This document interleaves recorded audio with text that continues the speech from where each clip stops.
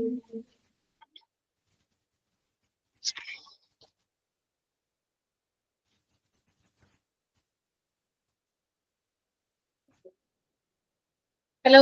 good morning.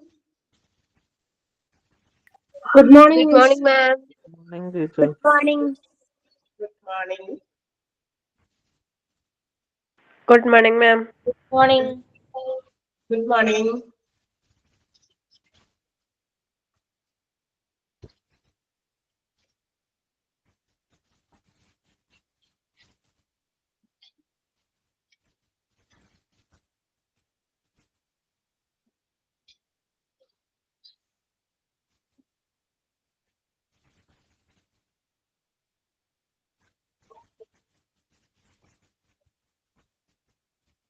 Yes, are you ready? All of you? Yes, ma'am. So let's start. എവിടെയാ നമ്മൾ കഴിഞ്ഞ ക്ലാസ്സിൽ പറഞ്ഞു നിർത്തിയത്?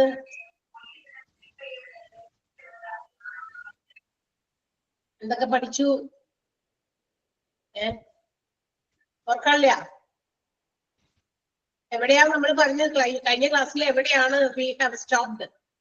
ലാസ്റ്റ് ക്ലാസ്സിൽ എവിടം വരെയാണ് നമ്മൾ പഠിച്ചത്? ആർക്കും ഓർമ്മയില്ലേ? Anagha is saying that ENT department ആണെന്ന്. ഓക്കെ, ജാസ്മിൻ പറയുന്നു ENT ഡിപ്പാർട്ട്മെന്റ് വരെ എല്ലാവരും എത്തിയോ? കുറച്ചു പേര് മാത്രമേ എത്തിയുള്ളൂ. ചില ആളുകൾക്ക് ചിലപ്പോ കഴിഞ്ഞ ക്ലാസ് കൂടാൻ പറ്റിയിട്ടുണ്ടാവില്ല. റെക്കോർഡ് കാണാമെന്ന് വിചാരിച്ചിട്ടുണ്ടാകും, ചിലപ്പോ വിചാരിച്ചിട്ടേ ഉണ്ടാവുള്ളൂ, ക്ലാസ് കണ്ടിട്ടുണ്ടാവില്ല. അതാണ് ഈ ചോദിക്കണേ. അതുകൊണ്ടാണ് ഈ ചോദിക്കുന്നത്, നിങ്ങൾ എല്ലാവരും ഒപ്പം എത്തിയോന്ന് അറിയാനാ. ENT ഡിപ്പാർട്ട്മെന്റ് വരെ നമ്മൾ എടുത്തു. അപ്പൊ ENT ഡിപ്പാർട്ട്മെന്റ് വരെ ബാക്കി എല്ലാവരും എത്തിയോ എന്ന് നമുക്കറിയാം. നിങ്ങൾ റെഗുലർ ആയിട്ട് ലൈവ് ക്ലാസ് അറ്റൻഡ് ചെയ്യുന്നവരായിക്കോട്ടെ, അതർവൈസ് നിങ്ങൾ ഇപ്പൊ ചിലപ്പോ എല്ലാ ദിവസവും നമുക്ക് കാണാൻ പറ്റില്ല. സോ നമ്മൾ റെക്കോർഡഡ് ക്ലാസ് ആണ് കാണുന്നത് എങ്കിലും എന്ത് ചെയ്യണം, നിങ്ങൾ അത് അപ്ഡേറ്റ് ചെയ്യണം. എല്ലാ ദിവസവും അവിടെ നമ്മൾ ഓരോ ക്ലാസ് എന്താണ് കഴിഞ്ഞത്, എടുത്തത്, ഇന്ന് എന്തെടുത്തിട്ടുണ്ടാകും, അതൊന്നും ചെക്ക് ചെയ്ത് നോക്കാം. നിങ്ങളൊന്ന് ഫോളോ ചെയ്യാം. Okay, yes, good morning. Okay, അപ്പൊ നമ്മള് അത് ഒപ്പം എത്തിയോന്ന് അറിയാൻ വേണ്ടിട്ട് അപ്പൊ ENT ഡിപ്പാർട്ട്മെന്റ് വരെയാണ് നമ്മൾ കഴിഞ്ഞ ക്ലാസ്സിൽ എടുത്തത്. ക്ലിയർ ആയോ? പറയുന്നത് മനസ്സിലാവുന്നുണ്ടോ? നിങ്ങൾ എല്ലാവരും ഇവിടെ എത്ര കുട്ടികൾ ജോയിൻ ചെയ്യുന്നുണ്ടോ, എത്ര കുട്ടികൾ ഓൾറെഡി ഈ ഒരു ബാച്ചിലുണ്ടോ, എല്ലാവരും ആ കൃത്യം ആ സ്ഥലത്ത് തന്നെ ചെയ്യുന്നുണ്ടാവണം. ചിലർ പറയും ചിലപ്പോ ഒരു ക്ലാസ് കണ്ടിട്ടുണ്ടാവില്ല, അപ്പൊ അതിന് മുന്നത്തെ ക്ലാസ്സിന്റെ അവിടെ ആയിരിക്കും നിൽക്കുന്നത്. അതുകൊണ്ടാണ് ഞാൻ ചോദിക്കുന്നത്, എല്ലാവരും അവിടെ എത്തിയോ? നിങ്ങൾ വായിച്ചു നോക്കുമ്പോ നിങ്ങൾക്ക് ക്ലിയർ ആകുന്നുണ്ടോ? റെക്കോർഡഡ് ക്ലാസ്സുകൾ കാണുന്നവര് ആ കാണുമ്പോ അത് കേൾക്കുമ്പോ എന്താണ് ടീച്ചർ പറയുന്നതെന്ന് നിങ്ങൾക്ക് എന്താ പറയാ മേക്ക് ഷുവർ ചെയ്യുക, എന്താണ് പറഞ്ഞിരിക്കുന്ന കാര്യമൊക്കെ ഞാൻ ഇങ്ങനെയാണ് നോട്ടിൽ പറഞ്ഞേക്കുന്നത്, ഇങ്ങനെ തന്നെയാ മനസ്സിലാക്കിയിട്ടെന്ന് ഉറപ്പുവരുത്തുക. അതാണ് ഞാൻ ഉദ്ദേശിച്ചത്. സോ ENT ഡിപ്പാർട്ട്മെന്റ് വരെ എടുത്തു, അല്ലെങ്കിൽ ENT ഡിപ്പാർട്ട്മെന്റ് കഴിഞ്ഞു അല്ലെ? ENT ഡിപ്പാർട്ട്മെന്റിൽ a variety of ailment is provided and also a doctor who is specialized in this department treats the ear, nose, throat problems. അതായത് എല്ലാ ആളുകൾക്കും ഉണ്ടാകുന്ന ഈവൻ എന്താ പറയാ വലിയ ആളുകൾക്കും കുട്ടികൾക്കും ഒക്കെ അവരുടെ ഇയർ, നോസ്, ത്രോട്ട് സംബന്ധമായിട്ടുള്ള ചില പ്രശ്നങ്ങൾക്കൊക്കെ ഒരുപാട് രോഗങ്ങൾ ഇതുമായി ബന്ധപ്പെട്ടിട്ടുണ്ട്. ഇതിനെയൊക്കെ കൈകാര്യം ചെയ്യുന്ന ഒരു സ്പെഷ്യലൈസ്ഡ് ഡോക്ടർ ആയിരിക്കും ENT വിഭാഗം കൈകാര്യം ചെയ്യുന്നത്. ആൻഡ് ഓൾസോ ഇതിന്റെ സർജറി ഈസ് ഡൺ ബൈ അത് ENT സർജൻ ആണ്. ഈസ് ഓൾസോ നോൺ ആസ് ഓട്ടോലോറിംഗോളജിസ്റ്റ് ആണ്. പറഞ്ഞു ഞാൻ, അത് അടയാളപ്പെടുത്തണം അല്ലെങ്കിൽ അണ്ടർലൈൻ ചെയ്യണം, ആരാണ് അതിന്റെ സ്പെഷ്യലൈസ്ഡ് ആയിട്ടുള്ള സർജറീസ് ഒക്കെ പ്രൊവൈഡ് ചെയ്യുന്നത്. And also ear, nose, throat എന്ന് പറയുമ്പോൾ നമ്മളുടെ ഈ പുറമേ കാണുന്ന ഇയർ, നോസ് ഈ ഫിസിക്കൽ ആയിട്ടുള്ള അപ്പിയറൻസിൽ വരുന്നത് മാത്രമല്ല, ഇന്റേണൽ അതായത് നേസൽ പാസേജ്, അതുപോലെ തന്നെ നമ്മുടെ വോയിസ് ബോക്സ്, ത്രോട്ടിനകത്തുള്ളത് അല്ലെ വോയിസ് ബോക്സ്, പിന്നെ ഓറൽ ക്യാവിറ്റി, മൗത്ത്, ഇതുമായി ബന്ധപ്പെട്ടിട്ടുള്ള ചില പ്രശ്നങ്ങളും നമ്മളുടെ നെക്കിന്റെയും ഹെഡിന്റെയും ഒക്കെ സ്ട്രക്ചറിൽ ഉണ്ടാകുന്ന defect, all these are treated in this department. And also it provides a variety of ailments such as general nose, ear, nose, throat diseases. ഇതൊക്കെ നമ്മൾ കഴിഞ്ഞ ക്ലാസ്സിൽ പറഞ്ഞോ? നെക്ക് ലങ്സ്, അതായത് നെക്കിന്റെ ലിപ്സിൽ ഉണ്ടാകുന്ന എൻലാർജ്മെന്റ് ആണ് due to bacterial infection or may be cause of cancer, അങ്ങനെയൊക്കെ ആവാം. അപ്പൊ ഈ നെക്കിന്റെ ഒരു ലിംഫില് ഒരു തടിപ്പ്, ഒരു എന്താ പറയാ, ഒരു എൻലാർജ്മെന്റ്, ഒരു ബൾജ് ചെയ്ത് നിൽക്കുന്നത് പോലെയൊക്കെ അത് പലതരത്തിലുള്ള ഇൻഫെക്ഷൻസ് ആകാം. മേ ബി എല്ലാ ഇൻഫെക്ഷനും എന്താ പറയാ ചിലപ്പോൾ ഇൻഫെക്ഷൻസ് മാത്രമേ ആവുള്ളൂ, അല്ലാതെ ഇങ്ങനെ തലക്ക് വരുന്നതെല്ലാം ക്യാൻസർ ആണെന്ന് നമ്മള് എന്താ പറയാ എസ്റ്റിമേറ്റ് ചെയ്യരുത്. അതുപോലെ തന്നെ ഹെഡ് ആൻഡ് നെക്ക് ഏരിയയിലുള്ള ക്യാൻസേഴ്സ്, പിന്നെ ടിയർ ഡെറ്റ് പ്രോബ്ലം, അതും കഴിഞ്ഞ ക്ലാസ്സിൽ ഞാൻ പറഞ്ഞു എന്താണെന്ന് അല്ലെ. People those who cannot shed tears, നമുക്കറിയാം നമുക്ക് പലതരത്തിലുള്ള കണ്ണിന് ഇറിറ്റേറ്റഡ് ആകുന്ന ഏതെങ്കിലും രീതിയിലുള്ള കാര്യങ്ങൾ വരുമ്പോൾ കണ്ണിൽ നിന്നും പെട്ടെന്ന് നമുക്ക് കണ്ണീര് വരും. പക്ഷെ there are some people those who suffer from such diseases, ഇങ്ങനെയുള്ള ചില ടിയർ ഡക്റ്റുമായിട്ട് ബന്ധപ്പെട്ടുള്ള ചില പ്രോബ്ലംസ് ഫേസ് ചെയ്യുന്ന ആളുകളുണ്ട്. അവർക്ക് വേണ്ടിയിട്ടുള്ള ഒരു പ്രത്യേക ട്രീറ്റ്മെന്റ് ഇതിനകത്ത് പ്രൊവൈഡ് ചെയ്യുന്നുണ്ട്. ഹിയറിംഗ് ഡിസോർഡേഴ്സും ബാലൻസ് ഡിസോർഡേഴ്സും, ear balance problems, hearing disorders കേൾവി സംബന്ധമായിട്ടുള്ള പ്രശ്നങ്ങൾ, സ്നോറിംഗ് കൂർക്കമ്പലി, പിന്നെ ENT അലർജി പ്രോബ്ലംസ് ഉണ്ട്, പിന്നെ salivary gland diseases, saliva produce ചെയ്യുന്ന ഗ്ലാൻഡ് അല്ലെ, അതിന്റെ ഗ്രന്ഥിയിൽ ഉണ്ടാകുന്ന ഏതെങ്കിലും തരത്തിലുള്ള രോഗങ്ങള്, പിന്നെ വോയിസ് ഡിസോർഡേഴ്സ്, ഇതെല്ലാം ഈ ഒരു ഡിപ്പാർട്ട്മെന്റിലാണ് ട്രീറ്റ് ചെയ്യുന്നത്. എന്തൊക്കെയാണ് അതിനകത്ത് വരുന്നത്, ആ ഒരു ENT ട്രീറ്റ്മെന്റിനകത്ത് വരുന്ന ഡിസീസസ് ഏതൊക്കെയാണെന്ന് കൃത്യമായിട്ട് അണ്ടർലൈൻ ചെയ്ത് പഠിക്കുക, ബിക്കോസ് അതൊക്കെ ഇമ്പോർട്ടന്റ് ആണ്. ഓക്കെ, ക്ലിയർ ആണോ? അടുത്ത പറഞ്ഞോട്ടെ. യെസ്, അടുത്തത് ഏതാണ്? endocrinology department ആണ്. So the next department we have to study is endocrinology. It is the study of medicine which relates to endocrine system. നമ്മുടെ എൻഡോക്രൈൻ സിസ്റ്റവുമായിട്ട് ബന്ധപ്പെട്ടിട്ടുള്ള ഒരു എന്താ പറയാ കാര്യങ്ങൾ, അതിന് വേണ്ടിയിട്ട് പ്രത്യേകം ഒരു മെഡിക്കൽ ട്രീറ്റ്മെന്റ് പ്രൊവൈഡ് ചെയ്യുന്ന ഡിപ്പാർട്ട്മെന്റ് ആണ്. Let me of the sound of ചെയ്തിട്ടാണ്, ഇവിടെ എന്തോ സൗണ്ട് വരുന്നുണ്ട് ബിറ്റ്വീൻ, മറന്നുപോയി മ്യൂട്ട് ചെയ്യാൻ. Okay, yes. അപ്പൊ എൻഡോക്രൈൻ സിസ്റ്റത്തിനെ മൊത്തമായി ബാധിക്കുന്ന ഒരുപാട് പ്രശ്നങ്ങളുണ്ട്. ദാറ്റ് മീൻസ് എൻഡോക്രൈൻ സിസ്റ്റം എന്താണ്? ഇപ്പൊ എൻഡോക്രൈൻ സിസ്റ്റം, എൻഡോക്രൈൻ സിസ്റ്റം എന്ന് പറയുന്ന ഒരു സിസ്റ്റമാണ്. അതിനകത്ത് ഒരുപാട് ഓർഗൻസ് അതിനകത്ത് പെടുന്നുണ്ട്. അപ്പൊ അതിനകത്ത് വരുന്ന കുറച്ച് കാര്യങ്ങളാണ് which includes pancreas, thyroid, parathyroid, pineal, hypothalamus, adrenal and pituitary glands, which is also known as Peyush gland, then ovaries and testes. ഇതെല്ലാം കൂടി ചേർന്നതാണ് ഈ ഒരു എല്ലാം കൂടി collectively we call it as endocrine system. എല്ലാത്തിനും കൂടി ഒരുമിച്ച് പറയുന്നതാണ് കേട്ടോ എൻഡോക്രൈൻ സിസ്റ്റം എന്ന്. അപ്പൊ നമ്മളുടെ എൻഡോക്രൈൻ സിസ്റ്റത്തിനകത്ത് വരുന്ന പലതരത്തിലുള്ള പ്രോബ്ലംസ്, ഇഷ്യൂസ്, ഡിസീസസ്, ഇതിനെല്ലാം വേണ്ടിയിട്ട് ഒരു എന്താ പറയാ ഒരു കളക്റ്റീവ് ഒരു മെഡിക്കൽ ഡിപ്പാർട്ട്മെന്റ് ആണ് നമ്മുടെ എൻഡോക്രൈനോളജി എന്ന് പറയുന്നത്. പാൻക്രിയാസ് ഗ്രന്ഥികളുണ്ട്, അതുപോലെ തന്നെ തൈറോയ്ഡ് ഗ്ലാൻഡ്, പാരാതൈറോയിഡ്, അതുപോലെ തന്നെ ഹൈപ്പോതലാമസ്, പിന്നെ പൈനിയൽ ഗ്ലാൻഡ്സ്. ഹൈപ്പോതലാമസ് നമുക്കറിയാം the main part of our brain അല്ലെ, ബ്രെയിനിന്റെ 5 പാർട്ടിൽ ഒരു ഭാഗമാണ്. അത് നമ്മളുടെ ബോഡിയിലെ വാട്ടർ ലെവലിനെ കൺട്രോൾ ചെയ്യാനും, ഹങ്കർ നമ്മളുടെ എന്താ പറയാ വിശപ്പിനെ നിയന്ത്രിക്കുന്നതും, അതുപോലെ തന്നെ ടെമ്പറേച്ചറിനെയൊക്കെ നിയന്ത്രിക്കുന്നതൊക്കെ ഈ ഹൈപ്പോതലാമസ് ആണ്. അപ്പൊ അതിനുണ്ടാകുന്ന എന്തെങ്കിലും പ്രശ്നങ്ങൾ, അഡ്രിനൽ ഗ്ലാൻഡ്സ്, അതുപോലെ തന്നെ എന്താ പറയാ pituitary glands, Piyush gland which is also known as നമ്മുടെ പിറ്റ്യൂട്ടറി ഗ്ലാൻഡ് അല്ലെങ്കിൽ പീയൂഷ് ഗ്ലാൻഡിനെ നമ്മുടെ ഗ്ലാൻഡുകളുടെ മാസ്റ്റർ ആണ്, മാസ്റ്റർ ഗ്ലാൻഡ് എന്നാണ് വിളിക്കുക. ഇതും അതുപോലെ തന്നെ ഓവറീസ് ആൻഡ് ടെസ്റ്റിസ്, നമുക്കറിയാം നമ്മുടെ ഫീമെയിൽ മെയിൽ റീപ്രൊഡക്ഷനിലെ ഒരു ഭാഗങ്ങളായിട്ടുള്ള ഓവറീസും ടെസ്റ്റിസും. ഇതെല്ലാം കൂടി ചേരുമ്പോഴാണ് എൻഡോക്രൈൻ സിസ്റ്റം ആകുക. അപ്പൊ ഇതിനെയൊക്കെ ബാധിക്കുന്ന പലതരത്തിലുള്ള ഡിസീസ് നമുക്ക് ക്യൂർ ചെയ്യാൻ പറ്റുന്നത് അല്ലെങ്കിൽ അതിന് വേണ്ടിയിട്ടുള്ള ട്രീറ്റ്മെന്റുകൾ പ്രൊവൈഡ് ചെയ്യുന്ന ഒരു ഡിപ്പാർട്ട്മെന്റ് ആണ് എൻഡോക്രൈനോളജി. ക്ലിയർ ആയോ? മനസ്സിലായോ? അത്രയും എല്ലാവരും ഉണ്ടോ അവിടെ? Hello. Okay, endocrinology also provides some multi-super speciality, which is also the study of hormones and also hormone related to glands. ഇത് നമ്മളുടെ പലതരത്തിലുള്ള നമ്മുടെ ശരീരത്തിൽ ഉത്പാദിപ്പിക്കപ്പെടുന്ന ഹോർമോണുകളുണ്ട്, ഹോർമോൺ ഉത്പാദിപ്പിക്കുന്ന ഗ്രന്ഥികളുണ്ട്.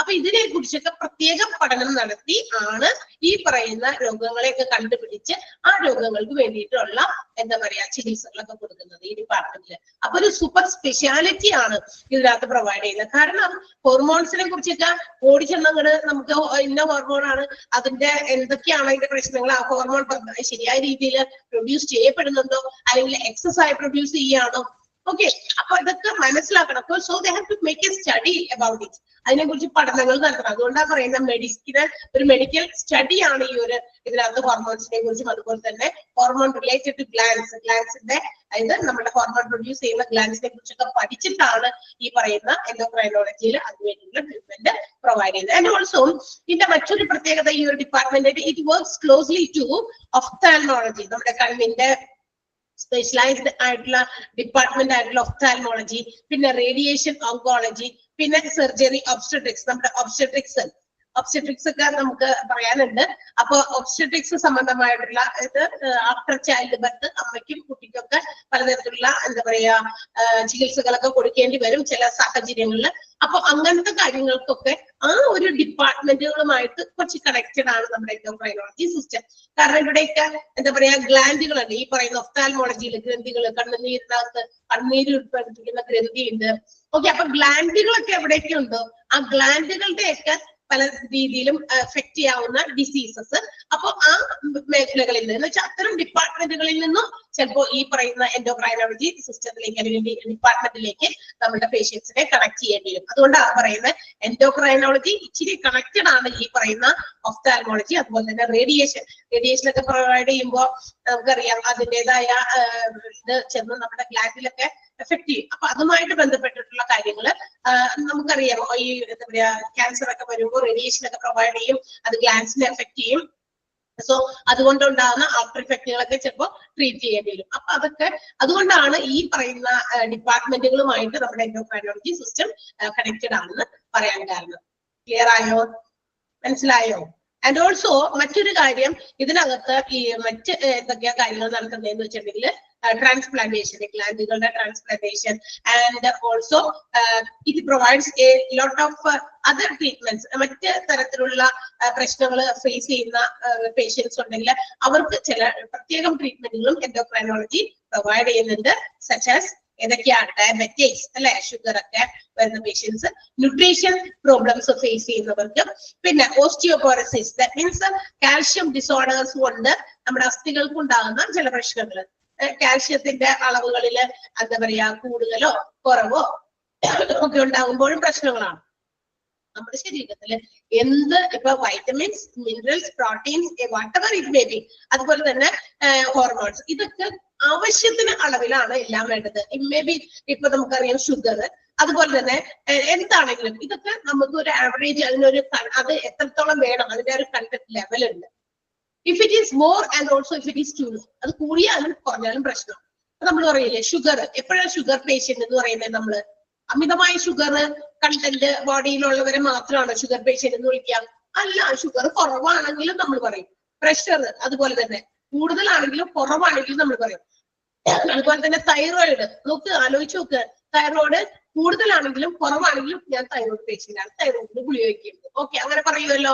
അപ്പൊ അതാണ്. അപ്പൊ അത്തരം കാര്യങ്ങളൊക്കെ അധികവും അമിതമാകാനും പാടില്ല, കുറയാനും പാടില്ല. അതുപോലെ തന്നെ കാൽഷ്യം ഡിസോർഡേഴ്സ് വരുന്നത് അങ്ങനെ തന്നെയാണ്. കാൽഷ്യം കണ്ടന്റ് കൂടുതലോ കൂടുതൽ കുറവോ വരുമ്പോ ബോൺസിന് ഉണ്ടാകുന്ന ചില പ്രശ്നങ്ങള്, അതുപോലെ തന്നെ pituitary gonad adrenal disorders, pituitary ഗ്രന്ഥികൾക്കൊക്കെ ഉണ്ടാകുന്ന പലതരത്തിലുള്ള പ്രശ്നങ്ങള്, അതുപോലെ നമ്മളുടെ thyroid disorders, transgender intersex medicines. നമുക്കറിയാം ഇപ്പൊ അങ്ങനെയൊക്കെ ഉണ്ട്, ഒരാളിന്ന് വേറെ ആളായിട്ട് എന്താ പറയാ ട്രാൻസ്ജെൻഡേഴ്സ് ആയിട്ടൊക്കെ മാറുന്നവരൊക്കെ ഉണ്ടല്ലോ. ജെൻഡർ ട്രാൻസ്ഫോർമേഷൻ ആണ് ഉദ്ദേശിക്കുന്നത്. അതുപോലെ തന്നെ ഇന്റർസെക്സ് മെഡിസിൻസ്, അവർക്ക് വേണ്ടിയിട്ടുള്ള പ്രത്യേകം മെഡിസിൻസും, അതുപോലെ പല അവയവങ്ങൾ അങ്ങോട്ടും ഇങ്ങോട്ടൊക്കെ അതിന് ശേഷം ട്രാൻസ്പ്ലാന്റ് ചെയ്യേണ്ടി വരുന്നതായിട്ടുള്ള സാഹചര്യങ്ങളുണ്ടെങ്കിൽ all these things are also provided by endocrinology system. ഈ ഒരു സിസ്റ്റത്തിലാണ് ഇതിനു വേണ്ടിയിട്ടുള്ള എല്ലാ ട്രീറ്റ്മെന്റുകളും പ്രൊവൈഡ് ചെയ്യുന്നത്. അപ്പൊ നമ്മൾക്ക് എൻഡോക്രൈൻ സിസ്റ്റവുമായിട്ട് ബന്ധപ്പെട്ട കാര്യങ്ങൾ മാത്രമല്ല, എൻഡോക്രൈൻ സിസ്റ്റത്തിനകത്ത് വരുന്ന കുറെ ഓർഗൻസ് നമ്മൾ പറഞ്ഞു. അത് കൂടാതെ ഇത്തരം എന്താ പറയാ എക്സ്ട്രാ സർവീസസും also provided by endocrinology departments. Clear ആയോ? ഇതൊക്കെ നിങ്ങൾ ആ എന്തൊക്കെ ട്രീറ്റ്മെന്റുകൾ ഏതൊക്കെ കാര്യത്തിന് വേണ്ടി പ്രൊവൈഡ് ചെയ്യുന്നു എന്ന് നമുക്ക് പഠിക്കാനുള്ളൂ. അല്ലാതെ അതിനുള്ളില് ഇവിടെയൊക്കെ എന്ത് നടക്കുന്നു എന്നുള്ളത് നമ്മൾ പഠിക്കേണ്ട ആവശ്യമില്ല. Because we are going to only administer അല്ലെ, നമുക്ക് മാനേജ് ചെയ്യേണ്ടതാണ് ഹോസ്പിറ്റൽസിന്റെ ഓരോ ഡിപ്പാർട്ട്മെന്റുകൾ. അപ്പൊ ഈ ഡിപ്പാർട്ട്മെന്റുകളിൽ ഇങ്ങനെയുള്ള കാര്യങ്ങൾ നടക്കുന്നുണ്ടെന്ന് നമുക്ക് അറിഞ്ഞിരിക്കണം. അതെങ്ങനെ നടത്തണമെന്ന് നമ്മൾ അറിയില്ല. Because it's all done by the specialised doctors. അതൊക്കെ ചെയ്യുന്നത് അവരാണ്. രോഗത്തെ എങ്ങനെ ചികിത്സിക്കും, ആ രോഗത്തിന് എന്ത് ചികിത്സയാണ് കൊടുക്കുന്നത്, അതൊന്നും നമ്മൾ പഠിക്കുന്നില്ല. Okay, just understand that what is going on each and every department. ഓരോ ഡിപ്പാർട്ട്മെന്റിൽ എന്തൊക്കെ നടക്കുന്നുണ്ടെന്ന് നമുക്കറിയണം. കാരണം ഇതെല്ലാം മാനേജ് ചെയ്യേണ്ടവരാണ് നമ്മൾ. അപ്പൊ ഇന്ന ഡിപ്പാർട്ട്മെന്റിലാണ് ഇന്ന കാര്യം നടക്കുന്നത് അല്ലെ. ഗൈനക്കോളജി ഡിപ്പാർട്ട്മെന്റിലാണ് ഡയബറ്റിക്സിന് വേണ്ടിയിട്ടുള്ള ചികിത്സ നടക്കണമെന്ന് അറിയാൻ പാടില്ല നമ്മൾ. കാരണം എന്താ, അത് രണ്ടും രണ്ട് രീതിയാണ്. ഓക്കെ, അപ്പൊ ഓരോ ഡിപ്പാർട്ട്മെന്റും എന്താണെന്ന് മനസ്സിലാക്കാനുള്ള ഇതെങ്കിലും നമുക്ക് വേണം. അതാണ് നമുക്ക് ഈ പറയുന്ന എല്ലാ ഡിപ്പാർട്ട്മെന്റുകളും നമ്മളെ ഈ ഒരു ചാപ്റ്ററിനകത്ത് പരിചയപ്പെടുത്തുന്നത്. ക്ലിയർ ആയോ? മനസ്സിലായോ? ഫസ്റ്റ് വൺ endocrinology system ആണ് നമ്മൾ ഇത്ര നേരം കൊണ്ട് പഠിച്ചത്. Okay, then you just underline first sentence. Endocrinology is the study of medicine that relates to endocrine system. Next sentence also, the body endocrine system includes the pancreas, the thyroid, parathyroid, pineal, hypothalamus, adrenal and pituitary glands, and also ovaries and testes. എന്താണ് endocrine systemത്തിൽ വരുന്ന എല്ലാ ഇതിന്റെ പേര് പറഞ്ഞിട്ടുണ്ട് കേട്ടോ. അതിനെല്ലാം കൂടി collectively ആണ് നമ്മൾ ഒരുമിച്ചാണ് ആ ഒരു പേര് കൊടുത്തിരിക്കുന്നത്, എൻഡോക്രൈൻ സിസ്റ്റം എന്ന്. ഓക്കെ, ദെൻ അടുത്തത് ചെയ്യേണ്ടത് വർക്ക് ക്ലോസ്ലി. ഏത് ദേ ആണ്? എൻഡോക്രൈനോളജി എന്ന് പറയുന്ന ഡിപ്പാർട്ട്മെന്റ് ആണ് കേട്ടോ, അത് മറക്കരുത്.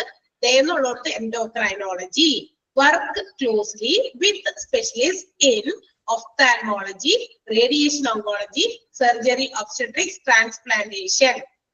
Okay, അപ്പൊ ഇവരൊക്കെ എന്താ പറയാ, നമ്മളുടെ ഈ എൻഡോക്രൈനോളജി സിസ്റ്റത്തില് ഈ പറയുന്നതിനകത്തുള്ള സ്പെഷ്യാലിറ്റി ഡോക്ടേഴ്സ് ഒക്കെ ഇതൊക്കെ കൈകാര്യം ചെയ്യേണ്ടി വരും. കാരണം ഇവിടെയൊക്കെ നമുക്ക് പല ഗ്ലാൻഡുകളും ഉള്ളവരാണ്. അതുകൊണ്ട് തന്നെ ആ ഗ്രന്ഥികൾക്ക് എന്തെങ്കിലും ഡിസീസസ് ബാധിച്ചാൽ നമ്മുടെ എൻഡോക്രൈനോളജി സിസ്റ്റവുമായിട്ട് ബന്ധപ്പെട്ടിട്ടുള്ള എന്താ പറയാ ഡിപ്പാർട്ട്മെന്റിൽ ഈ പറയുന്ന ഡോക്ടേഴ്സ് ഒക്കെ സ്പെഷ്യലൈസ്ഡ് ആയിട്ട് അതിന് വേണ്ടിയിട്ടുള്ള ട്രീറ്റ്മെന്റ് പ്രൊവൈഡ് ചെയ്യുന്നതായിരിക്കും. ആൻഡ് പിന്നെ ആ താഴെ കാണുന്ന ഓരോ ബുള്ളറ്റ് എഴുതിയിരിക്കുന്ന 7 എണ്ണം കേട്ടോ, 7 എണ്ണം അല്ലേ? എന്തൊക്കെയാണ് മൾട്ടി ഡിസിപ്ലിനറി ട്രീറ്റ്മെന്റുകൾ എന്തൊക്കെയാ കൊടുക്കുന്നതെന്ന് പറഞ്ഞിട്ടുണ്ട്. Diabetics, nutrition, osteoporosis, calcium disorders ആണ്, പിറ്റ്യൂട്ടറി ഗൊണാഡ് അഡ്രിനൽ ഡിസോർഡേഴ്സ്, അതുപോലെ thyroid disorders, transgender, intersex medicine, transplantation. Bullet ഇട്ടേക്കൊന്നും എഴുതിയില്ല. ഓക്കെ, അണ്ടർലൈൻ ചെയ്തില്ല. Okay, yes. So moving to the next department. അടുത്ത ഡിപ്പാർട്ട്മെന്റ് പറയട്ടെ.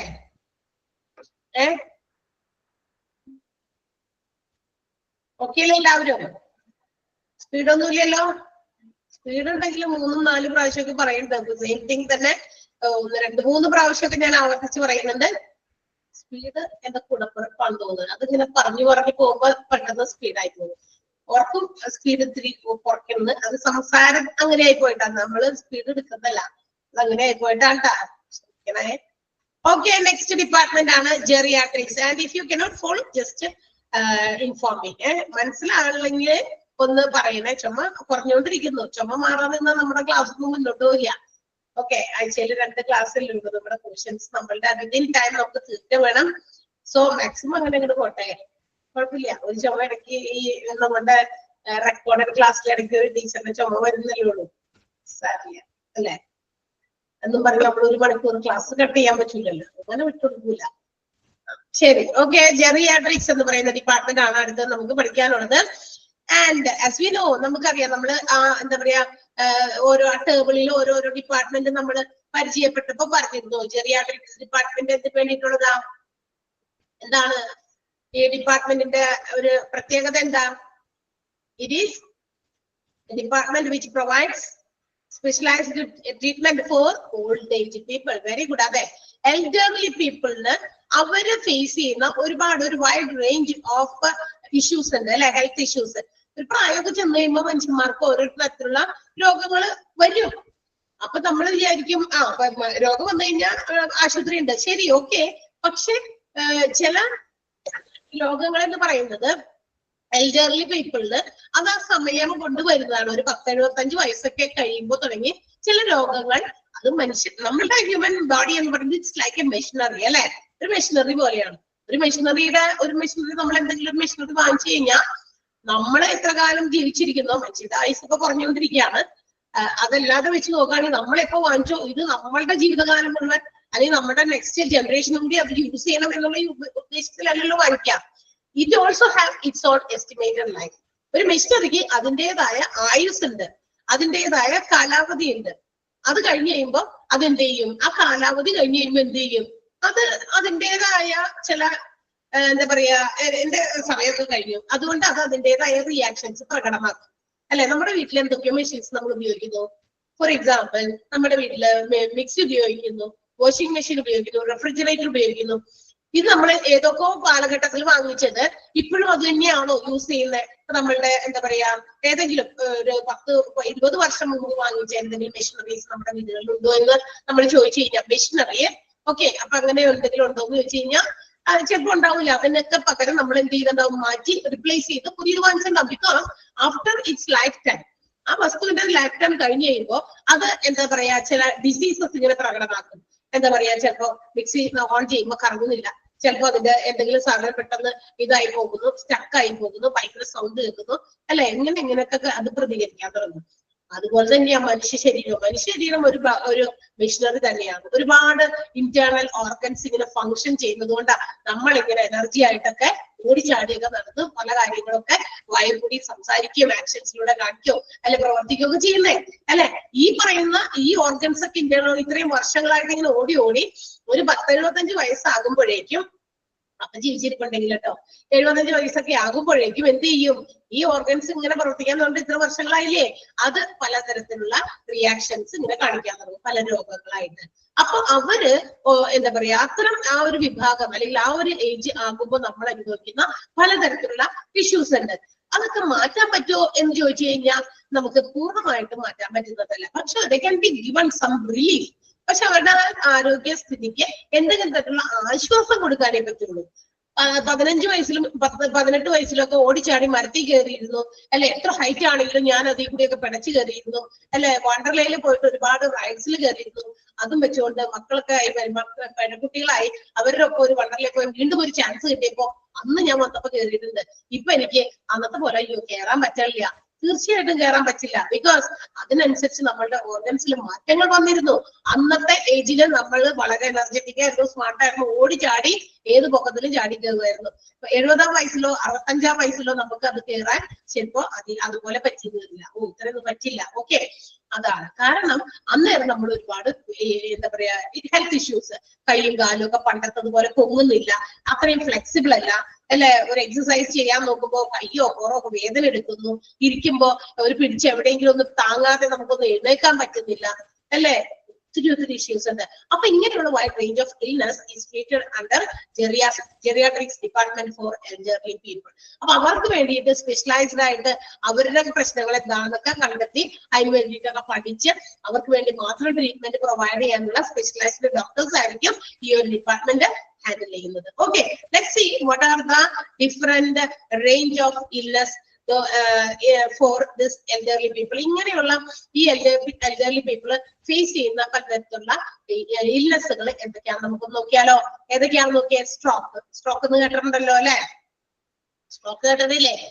അതായത് ഭയങ്കരമായിട്ട് എന്തെങ്കിലുമൊക്കെ ഒരു സൈഡൊക്കെ നമ്മുടെ പാരലൈസ്ഡ് ആയി പോകുക, കൊമ സ്റ്റേജസിലേക്ക് ആകുക, സംസാരിക്കുന്നില്ല, എന്താണെന്നൊന്നും ചുറ്റി നടക്കുന്നൊന്നും മനസ്സിലാകുന്നില്ല, സ്ട്രോക്ക് പോലെയുള്ള അസുഖങ്ങൾ വരാം. ഗ്യാസ്ട്രോ എൻട്രോളജി, അത് സ്റ്റമക് ഇഷ്യൂസ് ആണ്. ഒരുപാട് ഡൈജഷൻ പ്രോബ്ലംസ് ഒക്കെ ഇവർ ഫേസ് ചെയ്യും. പണ്ടത്തെ ഡൈജഷൻ രീതി ആയിരിക്കില്ല പിന്നീട് കുറെ വയസ്സാകുമ്പോ. അതുകൊണ്ട് വയസ്സായവർക്ക് എന്തെങ്കിലും അസുഖങ്ങളൊക്കെ വന്ന് കിടപ്പിലായ ഒരു കൺട്രോൾഡ് ആയിട്ടുള്ള രീതിയിലായിരിക്കും ആളുകൾ ഫുഡ് കൊടുക്കുക. കാരണം വെച്ചാൽ അവരുടെ അത്തരം ഡൈജഷൻസ് ഒക്കെ കൃത്യമായിട്ട് നടക്കുന്നില്ല. അവര് ചിലപ്പോ ബെഡ് റിഡൻ ഒക്കെ ആണെങ്കിൽ അത് അനങ്ങുന്നൊന്നുമില്ലല്ലോ, എപ്പോഴും കിടപ്പൊക്കെ ആണെങ്കിൽ ആ രീതിയിലായിരിക്കും. അപ്പൊ അങ്ങനെയുള്ളവർക്കൊക്കെ വേണ്ടിയിട്ട് ഈ ഒരു ഡിപ്പാർട്ട്മെന്റിൽ എന്താ പറയാ അവർ ഫേസ് ചെയ്യുന്ന പലതരത്തിലുള്ള ബുദ്ധിമുട്ടുകൾ ട്രീറ്റ് ചെയ്യുന്നുണ്ട്. പിന്നെ ഡയബറ്റിക്സ് അതോടൊപ്പം തന്നെ നമുക്കറിയാം അതുപോലെ ഷുഗർ പേഷ്യൻസ് ഒക്കെ ഷുഗർ ഒക്കെ നന്നായിട്ട് എന്താ പറയാ നമ്മുടെ ശരീരത്തിൽ നമ്മള് കണക്ക് വിട്ടൊക്കെ ഇത്ര ഏജ് ആയി കഴിയുമ്പോൾ എന്നിട്ടും പഴയതുപോലെ തന്നെ ഷുഗർ ഒക്കെ ഇട്ടിട്ട് അതുപോലെ ഒത്തിരി ചോറൊക്കെ തിന്നിട്ടൊക്കെ നമുക്ക് ഡയബറ്റീസ് ഒക്കെ കൂടാൻ സാധ്യതയുണ്ട്. ഓൾറെഡി നമ്മുടെ ശരീരത്തിൽ ഇൻസുലിൻ പ്രൊഡ്യൂസ് ചെയ്യപ്പെടുന്നുണ്ട്. പിന്നെ നമ്മൾ എക്സ്ട്രാ എടുക്കുമ്പോൾ അതൊരു എന്താ പറയാ എക്സസ് പ്രൊഡക്ഷൻ ഓഫ് ഷുഗർ ആകും നമ്മൾ പുറത്തുനിന്ന് കഴിക്കുമ്പോൾ. കാരണം എന്ന് വെച്ചാൽ ഓൾറെഡി നമ്മുടെ ഓരോ ഏജിനനുസരിച്ച് പ്രൊഡ്യൂസ് ചെയ്യപ്പെടുന്നുണ്ട്. പിന്നെ നമ്മൾ കൂടുതൽ പ്രായം ചെല്ലുന്തോറും നമ്മൾ അതിനെയൊക്കെ കുറച്ച് കൺട്രോൾ ചെയ്യണം. അതാണ്. ഓക്കെ. പിന്നെ ലോക്കോമോട്ടോസ് പ്രോബ്ലംസ്, മൂവ്മെന്റ് പ്രോബ്ലംസ് ആണ്. ഇരിക്കുന്നിടത്തൊന്നും എഴുന്നേക്കാൻ പറ്റുന്നില്ല, അല്ലെങ്കിൽ എന്താ പറയാ കൈയും കാലും പഴയതുപോലെ നിവർത്താൻ പറ്റുന്നില്ല, ഉയരത്തിലേക്ക് പൊക്കാൻ പറ്റുന്നില്ല, അങ്ങനെയൊക്കെയുള്ള മൂവ്മെന്റ് മൊബിലിറ്റി ഇഷ്യൂസ് ആണ് കേട്ടോ, മൂവിങ് ഇഷ്യൂസ് ആണ്. പിന്നെ സിങ്കോപ്പ് ആണ്. സിങ്കോപ്പ് എന്താ? തലചുറ്റലാണ്. ഇതും ഒരു എന്താ പറയാ ഫാറ്റീഗ്, അതായത് ഈ വയസ്സായവർക്ക് ഉണ്ടാകുന്ന ഒരുതരം പ്രശ്നമാണ്. ഇടയ്ക്കിടയ്ക്ക് എന്തുണ്ടാകുന്നു? തലചുറ്റലും ഉണ്ടാകുന്നു എന്നുള്ളത്. ഓക്കെ. അപ്പൊ തലചുറ്റല്. പിന്നെ ബോൺ ഡിസീസസ്, അസ്ഥി സംബന്ധമായിട്ടുള്ള പ്രശ്നങ്ങൾ. ഓക്കെ. ഒന്ന് വായിച്ചു നോക്കി അത്രയും.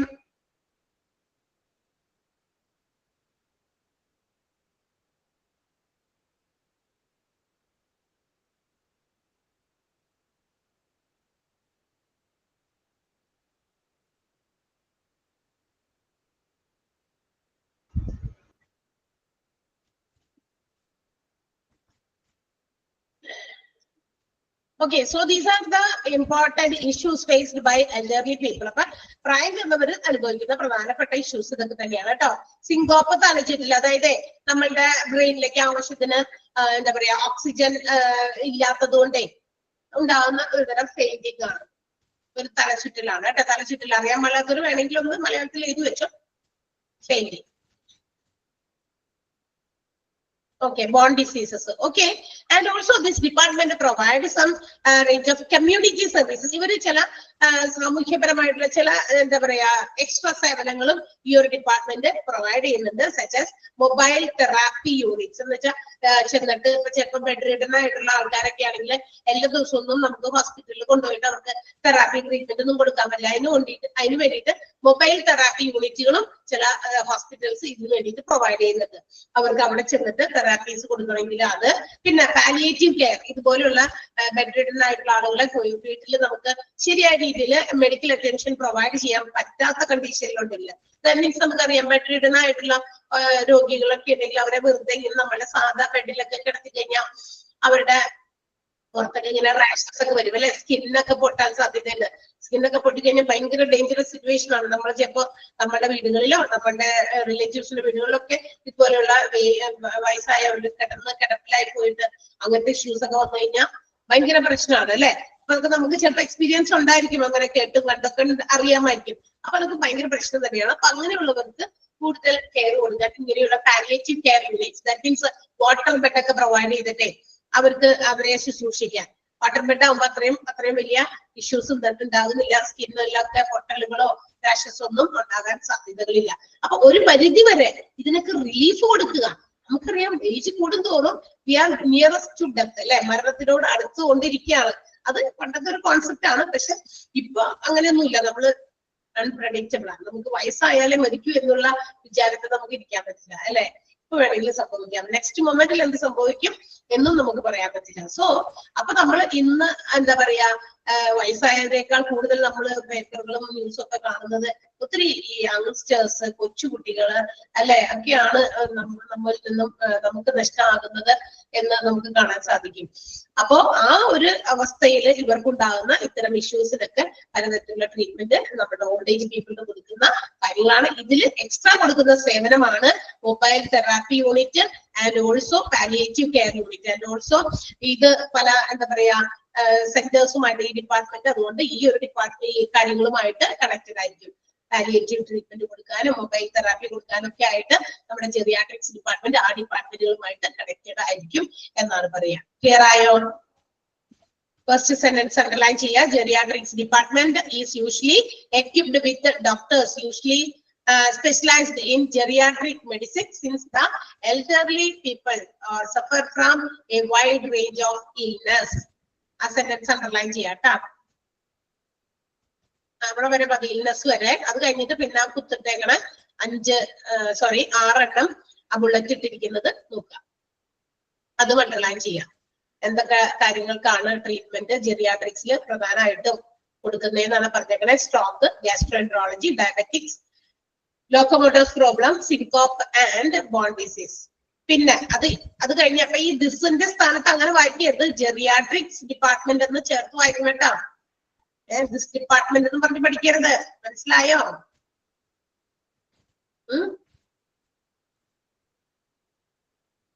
ഓക്കെ, വീണ്ടും അടുത്തതിലും നെക്സ്റ്റ് സെന്റൻസ്, അടുത്ത പാരഗ്രാഫ് ആയിട്ട് ഒരു സെന്റൻസ് വന്നിട്ടുണ്ട്. അവിടെയും ദിസ് ഡിപ്പാർട്ട്മെന്റ് എന്നാ പറഞ്ഞേക്കണേ, ദിസ് ഡിപ്പാർട്ട്മെന്റ് എന്ന് വായിക്കരുത്.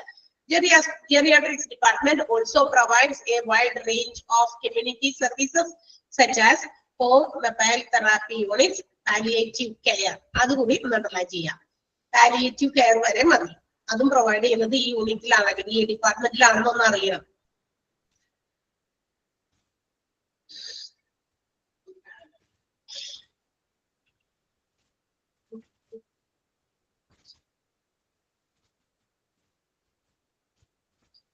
അടുത്ത ഡിപ്പാർട്ട്മെന്റ് മനസ്സിലായ എല്ലാവർക്കും? Any doubts? Anybody? No. Yes. So next department ആണ് general medicine. Okay, general medicine ആണ്. ജനറൽ മെഡിസിൻ എന്ന് പറയുമ്പോൾ അല്ലെങ്കിൽ it's also known as internal medicine. Internal medicine എന്നും അതിന് പേരുണ്ട് കേട്ടോ. Internal medicine or general medicine, it is the medical specialty which deals with the prevention, diagnosis and the treatment of adult diseases. പ്രായപൂർത്തിയായവരാണ്, പ്രായം ചെന്നവരല്ല. പ്രായം ചെന്നവരാണ് നമ്മൾ നേരത്തെ പഠിച്ച ജെറിയാട്രിക്സ് ഡിപ്പാർട്ട്മെന്റ്. ഇത് പ്രായപൂർത്തിയായവർ, രണ്ടും തമ്മില് ക്ലാഷ് ആകരുത്, രണ്ട് വ്യത്യാസമുണ്ട്. ജെറിയാട്രിക്സ് ഡിപ്പാർട്ട്മെന്റ് ട്രീറ്റ് ചെയ്യുന്നത് എൽഡർലി പീപ്പിളിനെയാണ് എങ്കിൽ ഇത് അഡൽട്സ് ആയിട്ടുള്ള ആരും. മനസ്സിലായി? ഇപ്പൊ നമ്മുടെ എൽഡർലി പീപ്പിളിന് അവര് ആയിട്ട് ഫേസ് ചെയ്യുന്ന ഒരുപാട് രോഗങ്ങൾ അതിനെ മാത്രം ട്രീറ്റ് ചെയ്യുന്നതാണ്. അല്ലെങ്കിൽ അവർക്ക് ഉണ്ടാകാവുന്ന എന്താ പറയാ കോമൺ ആയിട്ടുള്ള ചില ഇഷ്യൂസ് ആണ് നേരത്തെ പറഞ്ഞത്. ഇത് അഡൽട്സിന് ഏതെങ്കിലും തരത്തിലുള്ള രോഗങ്ങൾ ഉണ്ടാകുമ്പോൾ അതിനു വേണ്ടി ട്രീറ്റ്മെന്റ് എല്ലാ തരത്തിലുള്ള രോഗമുണ്ട്. അഡൽട്സ് എന്ന് പറയുമ്പോൾ ഒരു 18 years above ഉള്ള എല്ലാവർക്കും. ഓക്കെ, ഇനി ഈ ഒരു department is handled by a general practitioner or GP എന്ന് പറയാം, അല്ലെങ്കിൽ ജനറൽ പ്രാക്ടീഷണർ എന്ന് പറയാം. ആള് ഒരു ഫിസിഷ്യൻ ആയിരിക്കും. That means who is not specialized in a particular area of medicine. ഏതെങ്കിലും ഒരു പെർട്ടിക്കുലർ ഏരിയ ഓഫ് മെഡിസിൻ എടുത്ത് പഠിക്കാത്ത, നമ്മൾ സാധാരണ പറയും, നമ്മൾ ഡോക്ടറുടെ അടുത്ത് ഹോസ്പിറ്റലിൽ ചെല്ലുമ്പേ ഇപ്പൊ ഡോക്ടറെ കാണണം, അപ്പൊ ചോദിക്കും ഇന്ന ഡോക്ടറെ കാണണോ, അപ്പൊ പറയാം കുഴപ്പമില്ല, ഒരു പനി ചുമ ഫിസിഷ്യനെ കണ്ടാൽ മതി, അങ്ങനെയല്ലേ നമ്മൾ പറയാ ഫിസിഷ്യൻ. അതേസമയം നമുക്ക് എന്താ പറയാ ഒരു എന്താ പറയാ നെഞ്ചുവേദന 2 ദിവസമായിട്ടൊക്കെ വരുന്നത്. അപ്പൊ നമ്മൾ പറയും ഓക്കെ, കാർഡിയോളജി ഡിപ്പാർട്ട്മെന്റിൽ ഡോക്ടർമാർ ആരെങ്കിലും ഉണ്ടോ, ലെറ്റ്സ് ഗോ കൺസൾട്ട് ചെയ്യാം. അവരെ കൺസൾട്ട് ചെയ്യാം. നെഞ്ചുവേദനയാണല്ലോ, കാരണം സ്പെഷ്യലൈസ്ഡ് ഇൻ പെർട്ടിക്കുലർ ഡിപ്പാർട്ട്മെന്റ് ആണ്. അവര് സ്പെഷ്യലൈസ്ഡ് ഏതെങ്കിലും ഒരു പെർട്ടിക്കുലർ ഡിപ്പാർട്ട്മെന്റിലായിരിക്കും. അപ്പൊ നമ്മൾ പഠിച്ചുകൊണ്ടിരിക്കുന്ന ഡിപ്പാർട്ട്മെന്റുകൾ ഓരോന്നും പറഞ്ഞല്ലോ, ഇതെല്ലാം ഇൻഡിവിജ്വലി ഓരോ സ്പെഷ്യലൈസ്ഡ് ഡിപ്പാർട്ട്മെന്റ് ആണ്. ജെറിയാട്രിക്സ് നമ്മൾ പഠിച്ചതിൽ ഉള്ളത് ജെറിയാട്രിക്സ് പഠിച്ചു, അതിന് മുമ്പ് പഠിച്ചു ENT പഠിച്ചു. ഓക്കെ, പിന്നെ അതിന് മുമ്പ് പഠിച്ചത് എൻഡോക്രൈനോളജി പഠിച്ചു, ഡെർമറ്റോളജി പഠിച്ചു. ഇതൊക്കെ ഓരോന്നിനും സ്പെഷ്യലൈസ്ഡ് ആയിട്ടുള്ള. അപ്പൊ ഡെർമറ്റോളജി സ്കിന്നിനൊക്കെ വേണ്ടി മാത്രം, ENT ഇയർ നോസ് ത്രോട്ട് സംബന്ധമായിട്ടുള്ളത്, എൻഡോക്രൈനോളജി എൻഡോക്രൈൻ സിസ്റ്റത്തെ സംബന്ധിക്കുന്ന രോഗങ്ങൾക്ക് വേണ്ടിയുള്ളത്. ഓക്കെ, അപ്പൊ അതിനൊക്കെ. പക്ഷെ ജനറൽ മെഡിസിൻ എന്ന് പറയുമ്പോൾ ഇതൊരു സ്പെഷ്യലൈസ്ഡ് ഏരിയ എടുത്ത് പഠിച്ച ഡോക്ടർമാരല്ല, ഫിസിഷ്യൻസ് ആയിരുന്നു ഇത് ഹാൻഡിൽ ചെയ്യാം. Also known as general practitioner അല്ലെങ്കിൽ GP. ഓക്കെ, അപ്പൊ അഡൽട്സിന് വേണ്ടിയിട്ടുള്ള എല്ലാ ട്രീറ്റ്മെന്റും ആണ് ഇവർ പ്രൊവൈഡ് ചെയ്യുന്നത്. ഇവര് സാധാരണ റുട്ടീൻ ഹെൽത്ത് കെയർ, ഇവരുടെ സാധാരണ ദൈനംദിനമായിട്ടുള്ള ഹെൽത്ത് കെയർ ഇവര് കൊടുക്കുന്നതോടൊപ്പം റുട്ടീൻ ഹെൽത്ത് കെയർ എന്ന് പറയുമ്പോൾ ഫിസിക്കൽ എക്സാമിനേഷൻ, രോഗി വരുന്നു, അവര് ചെക്ക് ചെയ്യുന്നു, പരിശോധിക്കുന്നു, തെർമോ ഇതൊക്കെ വെച്ചിട്ട് എന്താ പറയാ സ്റ്റെതസ്കോപ്പ് വെച്ച് പരിശോധിക്കുന്നു, പനിയാണെങ്കിൽ തെർമോമീറ്റർ വെച്ച് പനി നോക്കുന്നു, വേറെ ഇൻസ്ട്രുമെന്റ്സ് ഇന്നുണ്ട് പനി നോക്കാനായിട്ട്. പിന്നെ ഇമ്മ്യൂണൈസേഷൻസ് പ്രൊവൈഡ് ചെയ്യുന്നു, ഇമ്മ്യൂണിറ്റി വേണ്ടിയിട്ടുള്ള കാര്യങ്ങൾ ചെയ്യുന്നു. ഇതെല്ലാം ഇവര് ട്രീറ്റ് ചെയ്യുന്നു, അല്ലെങ്കിൽ ഇത്തരം കാര്യങ്ങളൊക്കെയാണ് ഇവർ ഹാൻഡിൽ ചെയ്യുന്നത്. And also the doctors those who have A qualification of MBBS with MD. അതായത് ജനറൽ മെഡിസിനിൽ ജനറൽ ആണ്, ജനറൽ പൊതുവായിട്ടുള്ള മെഡിസിൻ ആണ്, അതിൽ MBBS-ഉം അതുപോലെ തന്നെ MD-യും ഉള്ളവരായിരിക്കും ഈ ഒരു ജനറൽ ഫിസിഷ്യൻ എന്ന് പറയുന്നത്. അവരുടെ ക്വാളിഫിക്കേഷൻ കൂടി പറഞ്ഞിട്ടുണ്ട്. അതിനോടൊപ്പം തന്നെ ഇവര് ഈ പറയുന്ന അഡൽട്സിലുള്ള എല്ലാ കാര്യങ്ങളും കണ്ടീഷൻസും ഒക്കെ ട്രീറ്റ് ചെയ്യുന്ന ഡോക്ടേഴ്സ് ആയിരിക്കും. ഓക്കെ, ക്ലിയർ ആയോ? ജനറൽ മെഡിസിൻ എന്ന് പറയുന്നത്? എന്തെങ്കിലും ഡൗട്ട് ഉണ്ടോ നോക്കിയേ, ഒന്ന് വായിച്ചു നോക്കിയേ. ജനറൽ മെഡിസിൻ എന്ന് പറയുന്ന പോയിന്റ് വാങ്ങിച്ചു നോക്കുക. 2 കുഞ്ഞു പാരഗ്രാഫ് അതിനെ കൊടുത്തിട്ടുള്ളൂ.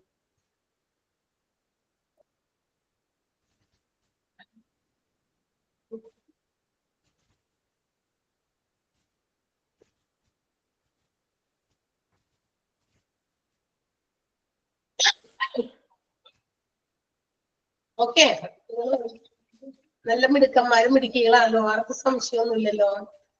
പെട്ടെന്ന് ക്യാച്ച് ചെയ്യുന്നവരാണോ നിങ്ങൾ എന്ന് തോന്നുന്നുണ്ട്. കാരണം നമ്മൾ ഉദ്ദേശിക്കുന്നതിലും സ്പീഡിലും എനിക്കൊന്ന് ചുമക്കാൻ വരുന്ന എനിക്ക് സമയം തരുന്നില്ല എന്നുള്ളതാണ്. Okay, very good. അത് കീപ് ഇറ്റ് അപ്പ്. പെട്ടെന്ന് മനസ്സിലാക്കുന്നുണ്ട്. അത് ഒരു നല്ലൊരു കാര്യമാണ്.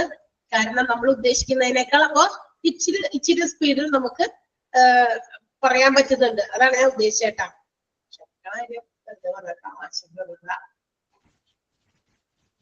സോ അടുത്തേക്ക് പോട്ടെ. എന്നാ അങ്ങനെയാണെങ്കിൽ ഗ്യാസ്ട്രോ എൻട്രോളജി നെക്സ്റ്റ് ഡിപ്പാർട്ട്മെന്റ് ആണ്. ഗ്യാസ്ട്രോ എൻട്രോളജി ആർക്കും സംശയമില്ലാത്തത് കൊണ്ട് നമ്മളിങ്ങനെ ചോദിക്കുന്നു വിചാരിച്ച ആരും എന്താ പറയാ ചോദിക്കാതെ ഒന്നും ഇരിക്കണ്ട കേട്ടോ. ക്ലിയർ ആയില്ലെങ്കിൽ ചോദിക്കുന്നത് എന്താണ് ടീച്ചർ പറഞ്ഞ് അതൊന്നുകൂടി പറയാൻ പറഞ്ഞ ഓഫ്കോഴ്സ് ഒബ്വിയസ്ലി നമ്മൾ പറയുന്നതായിരിക്കും. ഓക്കെ, അപ്പൊ ഗ്യാസ്ട്രോ എൻട്രോളജി ആണ്. അപ്പൊ അടുത്തത് എന്താ? ഗ്യാസ്ട്രോ എന്ന് കേൾക്കുമ്പോൾ തന്നെ ഓർത്തിരിക്കുക, which is related to our stomach or abdominal problems. അതെ, നമ്മുടെ അബ്ഡോമിനൽ പ്രോബ്ലംസ്, നമ്മുടെ സ്റ്റമക് റിലേറ്റഡ് ആയിട്ടുള്ള കാര്യങ്ങൾക്കുള്ള ഒരു ഡിപ്പാർട്ട്മെന്റ് ആണ്. നമുക്കറിയാം വയറ്റിനകത്താണ് പല പ്രശ്നങ്ങളും തുടങ്ങുന്നത് തന്നെ, അല്ലെ? So the diagnosis and treatment which affects our oesophagus, നമ്മുടെ oesophagus, stomach, small intestine, large intestine, liver, pancreas, gall bladder, colon and rectum. ഈ പറയുന്ന എല്ലാ അവയവങ്ങളെയും ബാധിക്കുന്ന പലതരത്തിലുള്ള ട്രീറ്റ്മെന്റുകൾ നമ്മളുടെ ഗ്യാസ്ട്രോഎൻട്രോളജി ഡിപ്പാർട്ട്മെന്റിലാണ് പ്രൊവൈഡ് ചെയ്യുന്നത്. എന്താണത്? അപ്പൊ ഈസോഫാഗസ് എന്താ? ഈസോഫാഗസ് എന്ന് പറഞ്ഞാൽ കേട്ടിട്ടുണ്ടോ? ഈസോഫാഗസ് എന്തിനു വേണ്ടിയിട്ടുള്ളതാണ്? ഈസോഫാഗസ് എന്ന് പറയുന്ന അവയവം കേട്ടിട്ടുണ്ടോ? ഈസോഫാഗസ് എന്നൊക്കെ മലയാളത്തിലൊക്കെ പറയുന്നത് തന്നെയാണല്ലോ. നമ്മളുടെ ചെറിയ ക്ലാസ്സിലൊക്കെ നമ്മൾ പഠിച്ചിട്ടുണ്ടായിരിക്കും. ആർക്കറിയില്ല? Yes, the food which moves through, അല്ലെ? നമ്മുടെ ഡൈജഷന് വേണ്ടിയിട്ട് എന്താ പറയാ, നമുക്ക് നമ്മുടെ മൗത്തിലൂടെ നമ്മൾ കഴിക്കുന്ന ഫുഡ് പാർട്ടിക്കിൾസ് നമ്മൾ എന്ത് ചെയ്യുന്നു? അതിങ്ങനെ ചമച്ച് ഒരു പ്രത്യേക കൺസിസ്റ്റൻസിയിലാക്കി നമ്മളത് അകത്തേക്ക് വിടുന്നുണ്ട്, അല്ലെ? നമ്മുടെ സ്റ്റൊമക്കിലേക്ക് എത്തണം. അവിടെയാണ് ഡൈജഷൻസ് ഒക്കെ നടക്കുന്നത്. പക്ഷെ ഇങ്ങനെ ചവയ്ക്കുന്നത് ഒരു ഡൈജഷൻ പ്രൊസീജിയറിൽ വരുന്നതാണ്. പിന്നെ അത് നമ്മുടെ അന്നനാളത്തിൽ കൂടി, അന്നനാളം അല്ലെ, അത് ഫുഡ് ഇങ്ങനെ പോകുന്ന ആ ഒരു വഴി, അതാണ് അന്നനാളം. അതിനെ ചിലപ്പോഴൊക്കെ ബാധിക്കുന്ന ചില അസുഖങ്ങളൊക്കെ വരാറുണ്ട്. അതുപോലെ തന്നെ നമ്മളുടെ സ്മോൾ ഇൻറ്റെസ്റ്റൈൻ, ലാർജ് ഇൻറ്റെസ്റ്റൈൻ, അതായത് നമ്മളുടെ വൻകുടലും ചെറുകുടലും. വൻകുടലിന്റെ മറ്റൊരു പേരാണ് അവിടെ കോളൻ കൊടുത്തിട്ടുണ്ട്. പിന്നെ ലിവർ, പാൻക്രിയാസ്, പിത്താശയം, അതുപോലെ തന്നെ എന്താ പറയാ ഒരു പിത്തസഞ്ചി, ഗോൾ ബ്ലാഡർ ഉണ്ടല്ലോ, അതിനകത്തൊക്കെ പല രോഗങ്ങളൊക്കെ എന്താ പറയാ പെട്ടെന്ന് അറിഞ്ഞു കഴിയുമ്പോൾ വരുന്ന ചില അസ്വസ്ഥതകളൊക്കെ ചില ആളുകൾക്കുണ്ട്. കോളൻ ആൻഡ് റെക്ടം എന്ന് പറഞ്ഞാൽ which is the end part of large intestine, നമ്മുടെ വൻകുടലിന്റെ അറ്റത്ത് നടന്ന ഒരു ഭാഗമാണ് റെക്ടം. അപ്പൊ ഇതിനൊക്കെ സംബന്ധിക്കുന്ന അല്ലെങ്കിൽ ബാധിക്കുന്ന പലതരത്തിലുള്ള ഡിസീസസിനെ ക്യൂർ ചെയ്യുന്ന ഒരു ഡിപ്പാർട്ട്മെന്റ് ആണ് ഗ്യാസ്ട്രോ എൻട്രോളജി എന്ന് പറയുന്നത്. ഓക്കെ, അപ്പൊ ഇത് ഒരു ഡിപ്പാർട്ട്മെന്റ് നമ്മൾ പഠിക്കുമ്പോ ചില ഡിപ്പാർട്ട്മെന്റിൽ എടുത്തു പറയുന്നുണ്ട് ഏതൊക്കെ ഭാഗങ്ങളെ എഫക്ട് ചെയ്യുന്ന രോഗങ്ങളാണ് ട്രീറ്റ് ചെയ്യുന്നത്. അതുകൂടി എന്തായാലും പഠിക്കണം കേട്ടോ. അതൊന്നും അറിഞ്ഞിരിക്കണം നമ്മള്. കാരണം നമ്മൾ ഇത്രയൊക്കെ പഠിച്ചിട്ട് ഇത് എന്തിനെ ബാധിക്കുന്ന അസുഖങ്ങളാ ഇവിടെ ട്രീറ്റ് ചെയ്യുന്നതെന്ന് അറിഞ്ഞില്ലെങ്കിൽ മോശമല്ലേ? Okay, and also it is capable of. ഇനി ഈ ഒരു ഡിപ്പാർട്ട്മെന്റിൽ അടുത്ത സ്റ്റൊമക് റിലേറ്റഡ് ഇഷ്യൂസ് അല്ലേ, ഇവിടെയാണ് നമ്മളുടെ ഒരു സാധനം നടക്കുന്നത്. എന്ത്? എൻഡോസ്കോപ്പി എന്ന് പറഞ്ഞൊരു സംഭവം കേട്ടിട്ടുണ്ടോ? എൻഡോസ്കോപ്പി ആരെങ്കിലും ചെയ്തവരുണ്ടോ? സ്റ്റൊമക് എനിക്ക് ചെയ്തിട്ടില്ല, അതുകൊണ്ട് അറിയില്ല. നിങ്ങൾ ചെയ്തിട്ടുണ്ടോ ആരെങ്കിലും? എനിപടി? എൻഡോസ്കോപ്പി വയറ്റില് എന്തെങ്കിലും വയറുവേദന, ഇടയ്ക്കിടയ്ക്ക് വയറുവേദന, ചില ആളുകൾ ഫുഡ് കഴിച്ചു ഇത്തിരി കഴിയുമ്പോൾ തന്നെ വയറുവേദന, എന്തെങ്കിലും കഴിക്കുമ്പോൾ തന്നെ ഫുഡ് അത് എന്താ പറയാ റിയാക്ട് ചെയ്യുന്നത് വേദനയായിട്ടായിരിക്കും. അപ്പൊ അങ്ങനെയുള്ള സമയത്ത് നമ്മൾ ഇടയ്ക്കെങ്കിലും ഉണ്ടാകുന്ന പറയുമ്പോൾ ഡോക്ടേഴ്സ് എന്താ പറയാ സജസ്റ്റ് ചെയ്യുന്ന ഒരു ടെസ്റ്റ് ആണ് എൻഡോസ്കോപ്പി എന്ന് പറയുന്നത്. So this endoscopy will be done by some special nurses.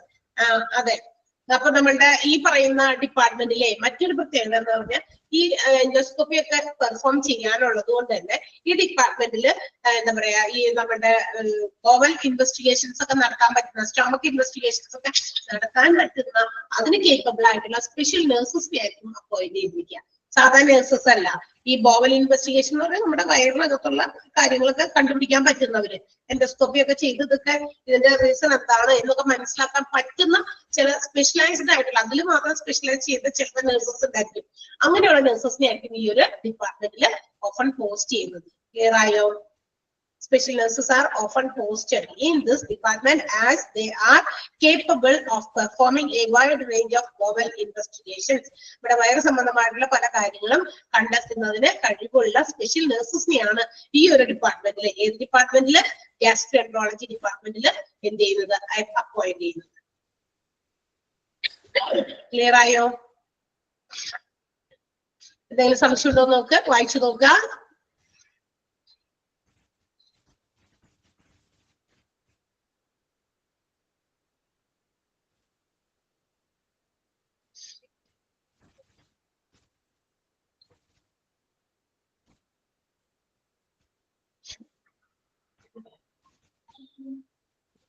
Underline ചെയ്യാം. ഫസ്റ്റ് സെന്റൻസ് എല്ലാത്തിന്റെ അണ്ടർലൈൻ ചെയ്തു വരും, കാരണം അത് ഏത് ഡിപ്പാർട്ട്മെന്റുമായി ബന്ധപ്പെട്ടതാണെന്ന് അറിയാൻ വേണ്ടിയിട്ടാണ്. Gastroenterology department deals with abdominal related medicine. ആ സെന്റൻസ് അണ്ടർലൈൻ ചെയ്യാം കേട്ടോ.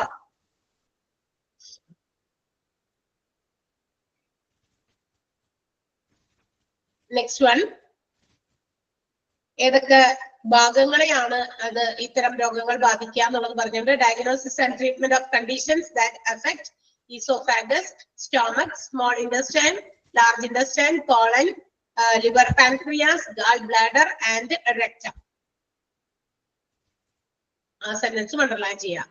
ഇത് ഏതിലാണെന്നും കൂടി അറിഞ്ഞിരിക്കണം. വെറുതെ ഇത് ഡയഗ്നോസിസ് എന്ന് പറഞ്ഞ് മാത്രം പഠിച്ചാൽ പോരാ. ഈ ഒരു ഡിപ്പാർട്ട്മെന്റിലാണ് എൻഡോസ്കോപ്പി വരുന്നത്. It involves endoscopy. ഒക്കെ ഇമ്പോർട്ടന്റ് ആണ്. അടുത്ത സെന്റൻസും ഇമ്പോർട്ടന്റ് ആണ്. That means nothing to avoid, എല്ലാം ഇമ്പോർട്ടന്റ് ആണ് ആ ഒരു ഡിപ്പാർട്ട്മെന്റിൽ.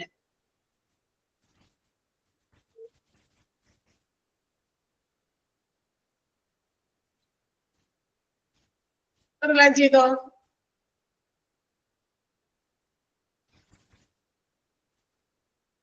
ഓക്കെ, സോ നെക്സ്റ്റ് ഡിപ്പാർട്ട്മെന്റ് ആണ് ഹെപ്പറ്റോളജി. അടുത്ത ഡിപ്പാർട്ട്മെന്റ് ഏതാണ്? ഹെപ്പറ്റോളജി.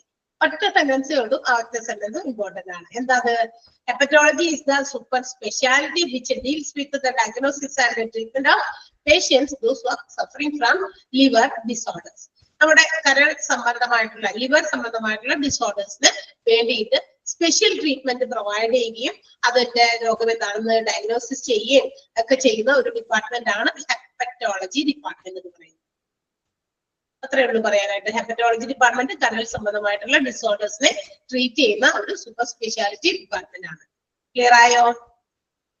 ഒറ്റ സെന്റൻസ് ഉള്ളൂ, ഒറ്റ സെന്റൻസ് അണ്ടർലൈൻ ചെയ്യാം.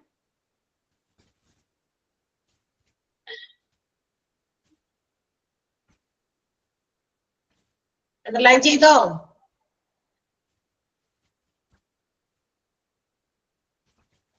അടുത്തത് പറയട്ടെ. യെസ്, നെക്സ്റ്റ് ഡിപ്പാർട്ട്മെന്റ് ആണ് ഗൈനക്കോളജി ഡിപ്പാർട്ട്മെന്റ് അല്ലെ? ഗൈനക്കോളജി ഡിപ്പാർട്ട്മെന്റ് ആണ് അടുത്തത് നമ്മൾ പഠിക്കാറുള്ളത്. സോ എന്താണ് ഗൈനക്കോളജി ഡിപ്പാർട്ട്മെന്റ്? ചിലപ്പോ നമുക്കറിയാം, ഇപ്പൊ ഇവിടെ നമ്മൾ ഇരിക്കുന്നതിൽ most of the students girls ആണ്. കുറച്ചു പേരൊക്കെ എന്താ പറയാ ബോയ്സ് ആയിട്ടുള്ളൂ. അത് പേര് മാത്രമാണോ ബോയ്സ് അല്ലെങ്കിൽ ജോയിൻ ചെയ്തിരിക്കുന്നത് ആരാ നമുക്കറിയില്ല. ചിലത് ചില മറ്റേ ഫോണിൽ പേര് മാറിയിട്ടുള്ള ഫോണിൽ നിന്നൊക്കെ ജോയിൻ ചെയ്യുന്നുണ്ട്, നമുക്കറിയില്ല. ഇവിടെ ഞാൻ പറഞ്ഞത് മാത്രമേ ഉള്ളൂ. സോ നമുക്കറിയാം ഗൈനക്കോളജി ഡിപ്പാർട്ട്മെന്റ് എന്താണ് എന്ന്, അല്ലെങ്കിൽ കേൾക്കാത്തവരൊന്നും ആരുമായിട്ടുണ്ടാവില്ല. It is the department with the investigation and the treatment of problems of female reproductive system. സ്ത്രീകളുടെ പ്രത്യുൽപാദന സമ്പ്രദായവുമായിട്ട് ബന്ധപ്പെട്ടിട്ടുള്ള ഒരു ഡിപ്പാർട്ട്മെന്റ് ആണ് അല്ലെ? സ്ത്രീകളുടെ പ്രത്യുൽപാദന സമ്പ്രദായം, that means reproductive system, that means the capability of give birth to a child. ഒരു കുട്ടിക്ക് ജന്മം കൊടുക്കാനുള്ള പെൺകുട്ടിയുടെ കഴിവ് അല്ലെ? അതാണ് റീപ്രൊഡക്ഷൻ പ്രത്യുൽപാദനം അല്ലെ? അതിന് അപ്പം നമുക്കറിയാം ആ പ്രത്യുൽപാദന റീപ്രൊഡക്റ്റീവ് അല്ലെങ്കിൽ ആ റീപ്രൊഡക്ഷൻ സിസ്റ്റത്തില് ഒരുപാട് കാര്യങ്ങളുണ്ട് അതിനകത്ത്. അതിൽ പറഞ്ഞിരിക്കുന്നത് ഒരു വിമൻസ് ലൈഫ് എന്ന് പറയുന്നത് it is marked by unique changes. ഒരുപാട് എന്താ പറയാ വ്യത്യസ്തങ്ങളായിട്ടുള്ള മാറ്റങ്ങൾക്ക് വിധേയമാണ് ഒരു സ്ത്രീയുടെ ശരീരം എന്ന് പറയുന്നത്. ഒരുപാട് മാറ്റങ്ങൾ ഉണ്ടാകാറുണ്ട് compared to men or boys. അതുമായിട്ട് ബന്ധപ്പെടുത്തി നോക്കുമ്പോൾ ഒരുപാട് മാറ്റങ്ങൾ ഉള്ള ഫിസിക്കലി ചേഞ്ചസും അതുപോലെ തന്നെ മറ്റു രീതിയിലുള്ള ചേഞ്ചസും ഉണ്ടാകുന്ന ആളുകളാണ് പെൺകുട്ടികൾ എന്ന് പറയുന്നത്. അത് ചെറിയ കുട്ടിയായിരിക്കുമ്പോൾ തുടങ്ങിയില്ല. Means from the age of attaining menarche. Menarche എന്ന് പറയുന്ന ആ സംഭവം തുടങ്ങുന്ന സമയം മുതൽ, menarche means the starting of our menstruation, അതായത് നമ്മുടെ പീരിയഡ്സ് തുടങ്ങുന്നതിന്റെ എന്താ പറയാ മലയാളത്തിൽ ആർത്തവാരംഭം എന്ന് പറയും അല്ലെ. ആ സമയം മുതൽ up to the period of menopause, അതായത് ആർത്തവ വിരാമം വരെയുള്ള ആ കാലഘട്ടം ഒന്ന് എടുത്ത് നോക്കി പരിശോധിച്ചാൽ we can see a girl's life or a women's life have എന്താ പറയാ changed due to their age അല്ലെ. ഓരോ ഏജസിനനുസരിച്ച് അവർക്ക് ഒരുപാട് മാറ്റങ്ങൾ അവർക്ക് ഉണ്ടാകുന്നുണ്ട് എന്നുള്ളതാണ്. അതനുസരിച്ച് മെന്റലിയും അവർക്ക് ഒരുപാട് മാറ്റങ്ങൾ സംഭവിക്കുന്നുണ്ട്. അതാണ് ഒരു പെൺകുട്ടിയുടെ ശരീരത്തിന്റെ പ്രത്യേകത എന്ന് പറയുന്നത്.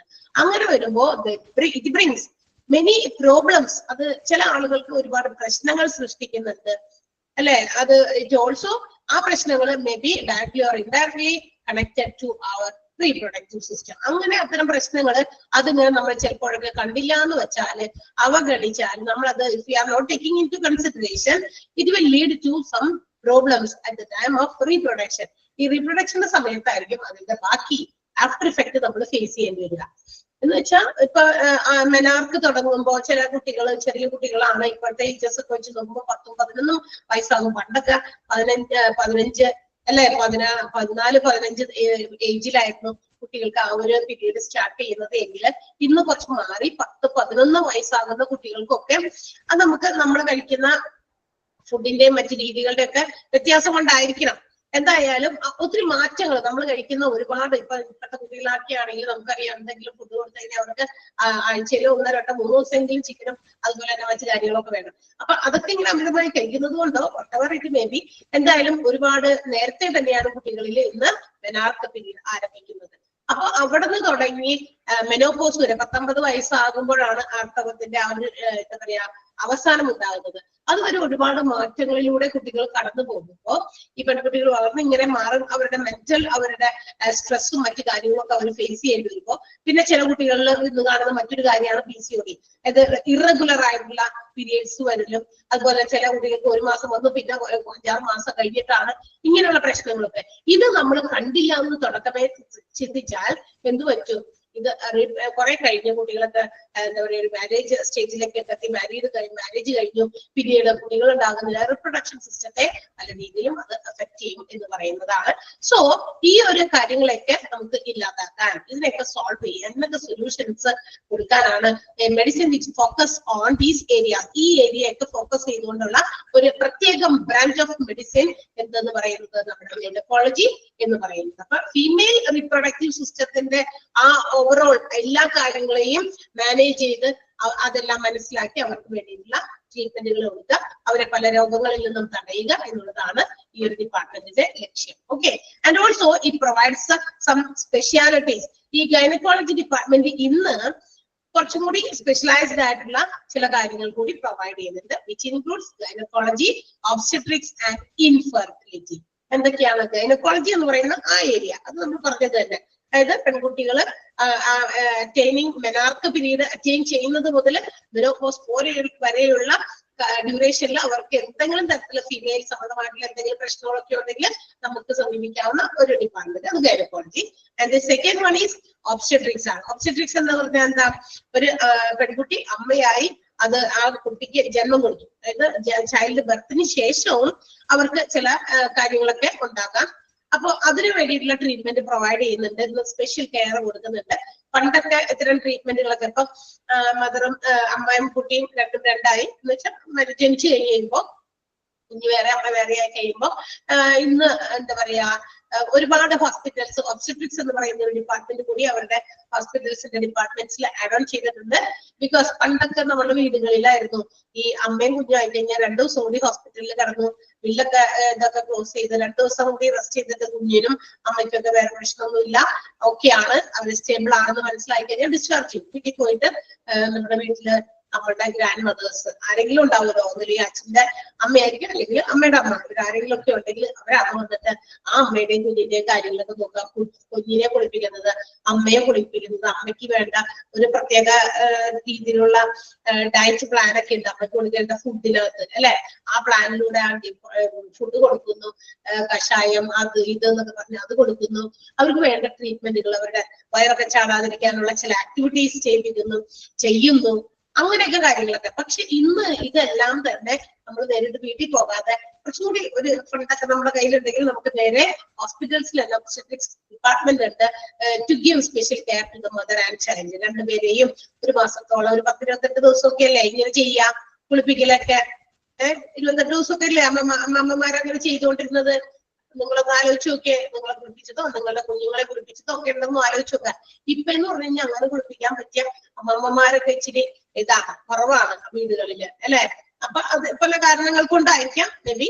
അപ്പൊ അതുകൊണ്ട് ഇങ്ങനെയുള്ള കാര്യങ്ങളൊക്കെ നമുക്ക് ചെയ്തു കിട്ടുന്ന ഒരു ഡിപ്പാർട്ട്മെന്റ് ഇന്ന് സ്പെഷ്യലൈസ്ഡ് ആയിട്ട് ഹോസ്പിറ്റൽസിലുണ്ട്. ഇനി മാത്രമല്ല ചില ആളുകൾക്ക് അവരുടെ ബോഡി മെയിൻറ്റെയിൻ ചെയ്യാൻ, അവരുടെ ബോഡിയൊക്കെ ഇപ്പൊ പ്രസവമൊക്കെ കഴിയുമ്പോൾ തീർച്ചയായിട്ടും സ്ത്രീകളുടെ ശരീരത്തിന്റെ സ്ട്രക്ചർ ഒക്കെ ഇച്ചിരി മാറും, ഹോർമോൺ ചേഞ്ചസ് വരും, സ്ട്രക്ചറിന് ഒരുപാട് മാറ്റങ്ങൾ വരും. നമ്മൾ പ്രതീക്ഷിച്ച പോലെ പണ്ടത്തെ സൗന്ദര്യം ചിലപ്പോൾ ഉണ്ടായിരുന്നു വരില്ല. അപ്പൊ അതൊക്കെ കൂടി മെയിൻറ്റെയിൻ ചെയ്യണമെങ്കിൽ ഈ ഒരു ഡിപ്പാർട്ട്മെന്റ് ഹെൽപ്പ് ചെയ്യുന്നുണ്ട്. പലതരത്തിലുള്ള സർജറീസും ഒക്കെ നടത്തി എന്താ പറയാ അമ്മയൊക്കെ പഴയതിൽ നിന്ന് കുറച്ചുകൂടി സുന്ദരിയൊക്കെ ആക്കി മാറ്റാൻ പറ്റിയിട്ടുള്ള കാര്യങ്ങളും ഇവിടെ ഡിപ്പാർട്ട്മെന്റ് പ്രൊവൈഡ് ചെയ്യുന്നുണ്ട്. സോ അതാണ് obstetrics department. And the next one is infertility. ഗൈനക്കോളജിയുടെ മറ്റൊരു ഏരിയയാണ് ഇൻഫെർട്ടിലിറ്റി. എന്താ infertility?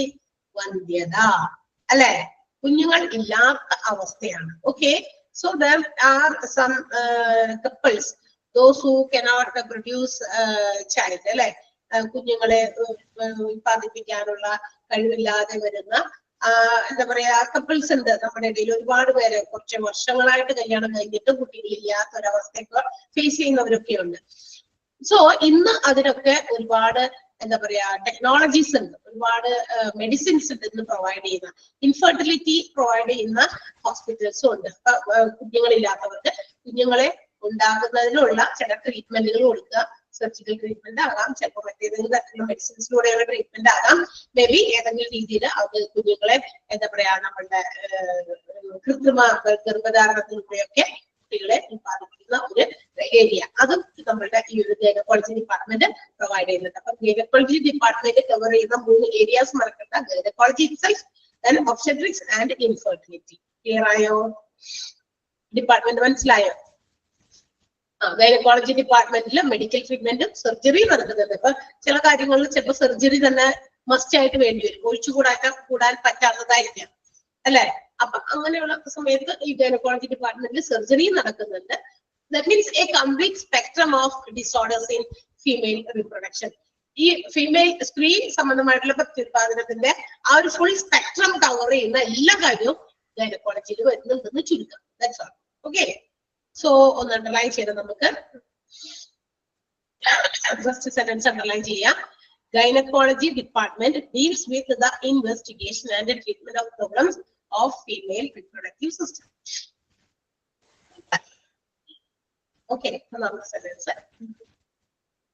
At the sentence underline cheyyanam. A woman's life is marked by unique changes that occur from attaining menarche, conception, pregnancy, childbirth and menopause. Menarche ennu parnja aarthavarambam, menopause എന്ന് പറഞ്ഞാൽ ആർത്തവ വിരാമം, conception എന്ന് പറഞ്ഞാൽ അണ്ടം രൂപീകൃതമാകുന്ന egg fertilisation ടൈമാണ്. Okay, ആ സമയത്താണല്ലോ ഇത് ഈ നമ്മുടെ മെനാർക്കൊക്കെ കഴിയുമ്പോഴാണ് ഒരു പെൺകുട്ടി അമ്മയാകാനുള്ള ചാൻസസ് ഉണ്ടായി തുടങ്ങുന്നത്. നമുക്കൊക്കെ കുഞ്ഞു ക്ലാസ്സിലൊക്കെ 8ാം ക്ലാസ്സിലൊക്കെ പഠിച്ചിട്ടുണ്ട്. പ്രഗ്നൻസി, എന്താ പറയാ പ്രഗ്നന്റ് ആകുന്ന അവസ്ഥ, ചൈൽഡ് ബർത്ത്, മെനോപോസ്. ഈ പറയുന്ന എല്ലാ ഡ്യൂറേഷനിലും അളവില് അതിനുള്ളിൽ വരുന്ന എല്ലാ കാര്യങ്ങളും ആണ് നമ്മളുടെ റീപ്രൊഡക്റ്റീവ് സിസ്റ്റം എന്ന് പറയുന്നത്. ആ സെന്റൻസ് അണ്ടർലൈൻ ചെയ്യണം. പിന്നെ ആ 3 ഏരിയാസ്, ആ 3 കൂത്തുടകണ ഏരിയാസ് കേട്ടോ. പിന്നെ നമ്മളുടെ എന്താ പറയാ, അത്രേ ഉള്ളൂ, 3.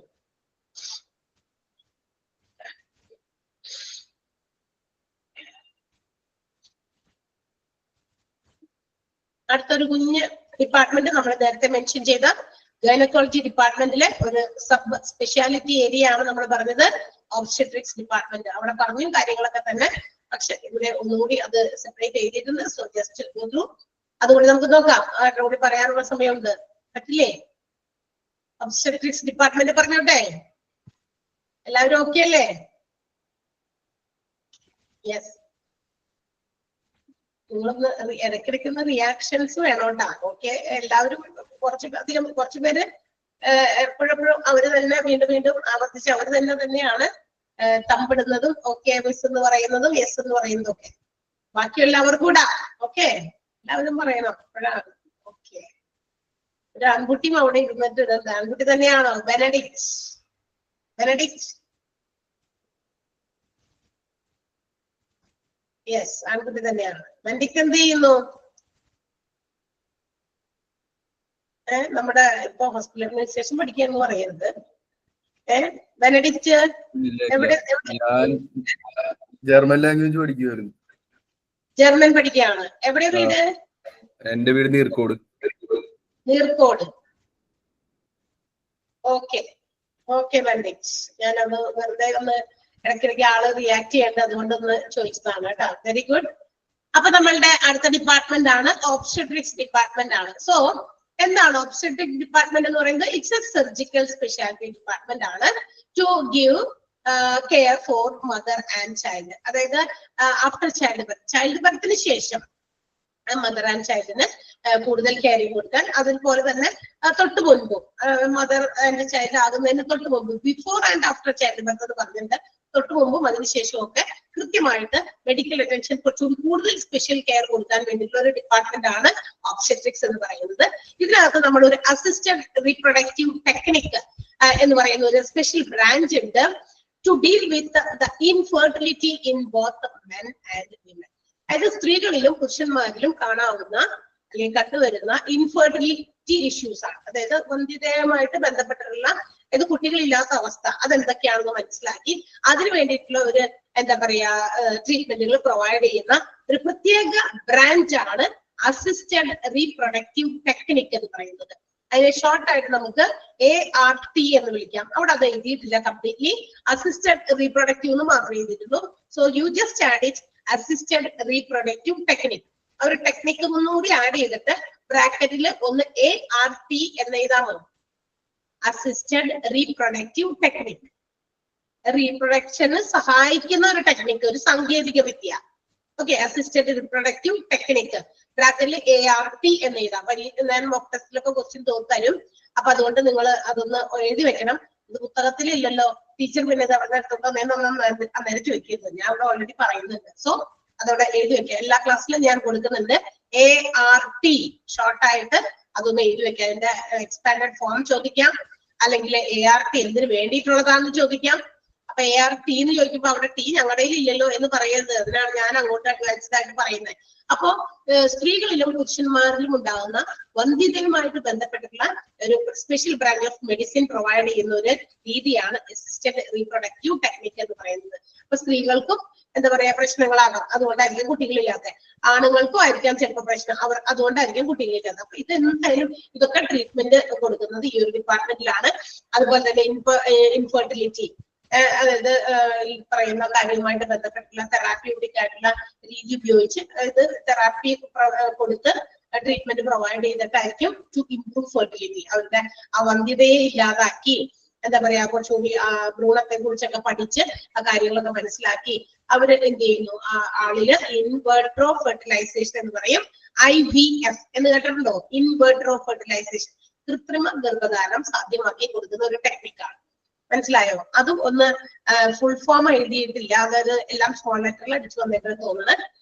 IVF ഇൻവെർട്രോ ഫെർട്ടിലൈസേഷൻ എന്ന് കണ്ടോ?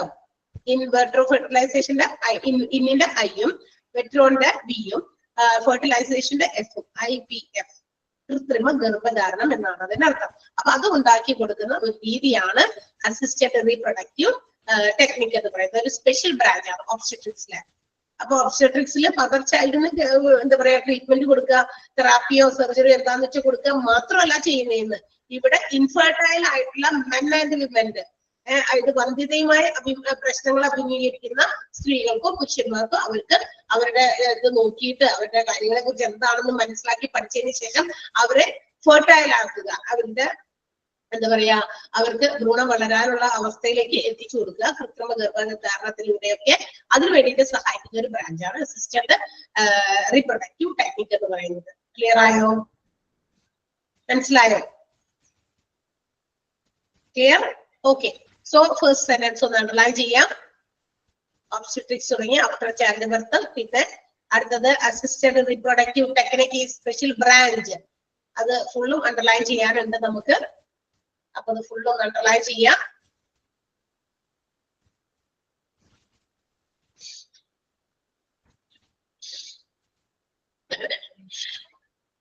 ശരി.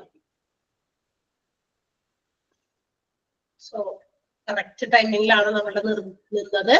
അപ്പൊ നമ്മള് ഇന്ന് പഠിച്ച obstetrics, gynaecology, gastroenterology, general medicine, geriatrics, പിന്നെ എൻഡോക്രൈനോളജി, ഇത്രയും ഡിപ്പാർട്ട്മെന്റ് ആണെന്ന് നമ്മൾ പഠിച്ചത്. അതിലും പഠിച്ചു. സാധാരണ കുറച്ച് മുമ്പുള്ള ക്ലാസ്സുകളിലൊക്കെ ഇത്രയൊന്നും നമുക്ക് പറയാൻ പറ്റാറില്ല. ഇടയ്ക്കിടയ്ക്ക് ചിലർക്ക് സംശയങ്ങളൊക്കെ ചോദിക്കും. അപ്പോ 5 പ്രാവശ്യം പറഞ്ഞത് വീണ്ടും 3 പ്രാവശ്യം കൂടി പറയേണ്ടി വരും. So you are well responding. അതുകൊണ്ട് തന്നെ നമ്മൾ ഇച്ചിരി കൂടുതൽ ഒരു 1-2 എന്താ പറയാ ഡിപ്പാർട്ട്മെന്റ് ഒക്കെ കൂടുതൽ 4 സാധാരണ എനിക്ക് പറയാൻ പറ്റാറുള്ളൂ. അപ്പൊ കൂടുതൽ വരുന്നത് നിങ്ങളുടെ സപ്പോർട്ട് കൊണ്ടാണ്. Okay. So keep it up. അടുത്ത ദിവസം കാണാം. Bye. Thank you. Thank you, Miss. Thank you, ma'am. Thank you, ma'am. Thank you, ma'am. Thank you, ma'am.